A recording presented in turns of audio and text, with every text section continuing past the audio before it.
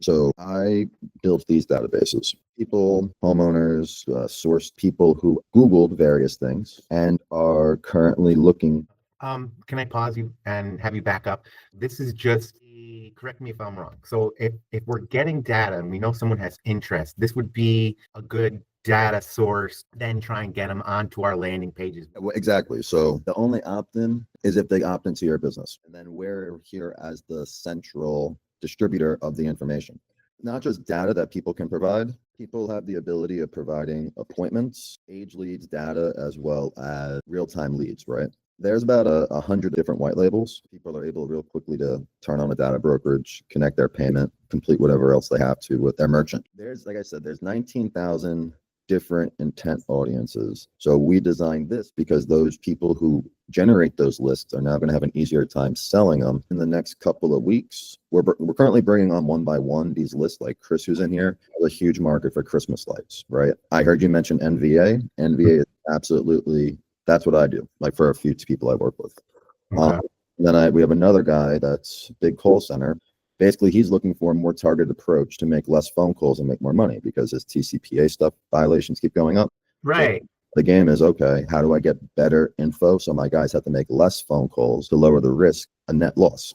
So we're trying to average it out, being like, all right, this, that, the other.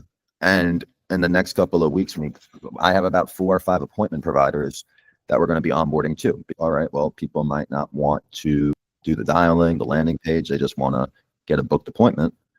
I would say that is a loophole, in my opinion, untested legal theory. Basically, because it's not a lead, it's not a transfer, it's not an outbound transfer. It was somebody in some way who booked appointment on a calendar. Well, that's really what I'm betting on right now. Yeah, well, it would be if they booked on a calendar, because the calendar can have enough legal jargon at the bottom of it, scheduling time on someone's calendar, and that they're going to be contacted. But from the perspective of what we're trying to do, let's use mortgage, for instance. So they haven't opted in, so I have to create an opt-in somehow.